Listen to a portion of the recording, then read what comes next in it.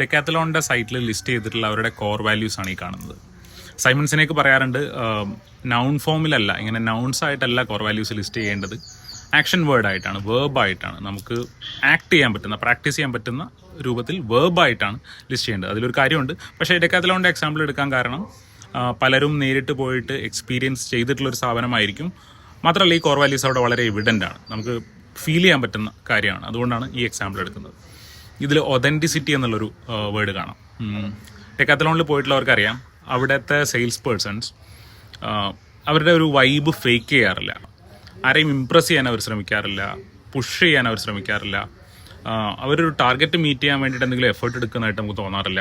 നമ്മളെ സന്തോഷിപ്പിക്കാനോ നമ്മളെ ടെൻഷനാക്കി പർച്ചേസ് ചെയ്യിപ്പിക്കാനോ ഒന്നും അവർ ശ്രമിക്കാറില്ല. ആ നിലയ്ക്ക് ഇവിടെ അവർ ലിസ്റ്റ് ചെയ്തിട്ടുള്ള ഈ ഒതൻറ്റിസിറ്റി എന്നുള്ളൊരു വാല്യൂ അവർ പ്രാക്ടീസ് ചെയ്യാറുണ്ട്. ഒരു സ്ഥാപനത്തിന് അവരുടെ കോർ വാല്യൂസിൽ ക്ലാരിറ്റി ഉണ്ടാവുന്ന സമയത്ത് ഉണ്ടാവുന്ന ഒരു അഡ്വാൻറ്റേജ്, 100 കണക്കിന് കാര്യങ്ങൾ നന്നാക്കാൻ ശ്രമിക്കേണ്ടതില്ല.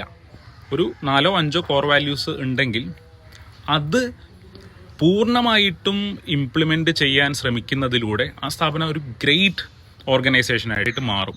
4-5 വാല്യൂസിൽ ഫുള്ളി ആങ്കർ ചെയ്താൽ മതി. അപ്പോൾ ഈ കുറച്ച് കാര്യങ്ങളിലെ ഫോക്കസ് ചെയ്യേണ്ടതുള്ളൂ എന്നുള്ളതാണ് കോർ വാല്യൂസിൽ ക്ലാരിറ്റി കൊണ്ടുവന്നാലുള്ള ഒരു അഡ്വാൻറ്റേജ്. 2, ഇത് സ്ഥാപനം സ്കെയിൽ ചെയ്യുന്ന സമയത്ത്, സ്ഥാപനം വളരുന്ന സമയത്ത് ആരെ ഹയർ ചെയ്യണം, ആരെ റിജക്റ്റ് ചെയ്യണം എന്ന് തീരുമാനിക്കാനൊക്കെ അവരെ എഡ്യൂക്കേറ്റ് ചെയ്യാൻ, അവരെ ട്രെയിൻ ചെയ്യാൻ വളരെ എളുപ്പമാവും.